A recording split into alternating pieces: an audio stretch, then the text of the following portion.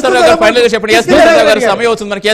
మస్తన్ రావు గారు సార్, ఇప్పుడు ఈ అప్పులు ఇవన్నీ కాదండి.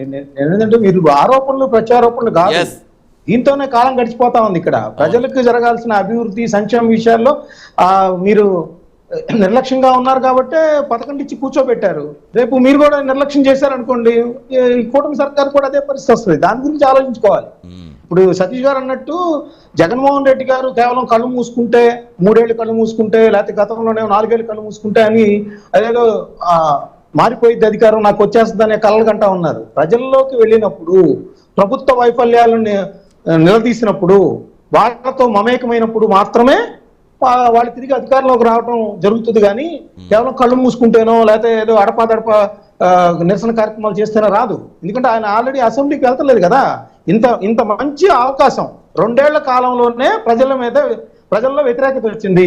మీరు అసెంబ్లీకి వెళ్ళి నిలదీయండి చొక్కా పట్టుకొని. అసెంబ్లీకి ఇప్పుడైనా వెళ్ళండి. ఇంత పెద్ద వ్యతిరేకత వచ్చింది కదా అసెంబ్లీలో గణాంకాలతో సహా. ఎందుకంటే అది ఆథరైజ్డ్, మనకి చట్టసభలు అనేవి ఆథరైజ్డ్. మీరు వెళ్ళండి, వెళ్ళి ఇగో మీరు ఈ 2 ఏళ్లలోనే మీరు అయిపోయింది, అసలు మళ్ళీ మధ్యంతర ఎన్నికలకు వెళ్దామని అడగండి. తప్పేముంది? మీరేమో మెదలకుండా కూర్చుంటారు, ఇగో ఇట్లాంటి ఆరోపణలు బురద జలతాలు చేస్తారు. ఎట్లా కుదురుతుంది? నేను అనేది ఒకటే సార్, ఇప్పుడు గతంలో ఇప్పుడు ఇందాక మధుసూదన్ రెడ్డి గారు చెప్పట్లేదు, ఎందుకు ఓడిపోయారో చెప్పరు. ఇప్పుడు అమరావతిలో పెద్ద ఎత్తున జరిగిందన్నారు. మరి మీ 5 ఏళ్ల కాలంలో అప్పుడు కూడా స్క్వేర్ ఫీట్ కి ఇంతని ఆరోపించారు జగన్ గారు. ఏది సచివాలయాలు కానీ లేకపోతే అసెంబ్లీ కానీ. మరి నిరూపించారా? నిరూపించి లోపల ఇచ్చు కదా, నిరూపించలేకపోయారు. మళ్ళీ అదే పాట పట్టుకుంటున్నారు. ఇప్పుడు మళ్ళీ అమరావతిలో అవినీతి జరుగుతుంది. మరి ఈ 5 ఏళ్ల కాలంలో మీరు ఎందుకు లోపలైపోయారు? చంద్రబాబు నాయుడు గారు అవినీతి పాల్పడ్డారు, స్క్వేర్ ఫీట్ కి 10,000 తీసుకున్నారు. ఇప్పుడు 5 ఏళ్ళు ఊరిన బురద జల్లారు కదా, ఎందుకు మరి మీరు అధికారంలోకి వచ్చిన నిరూపించలేకపోయారు?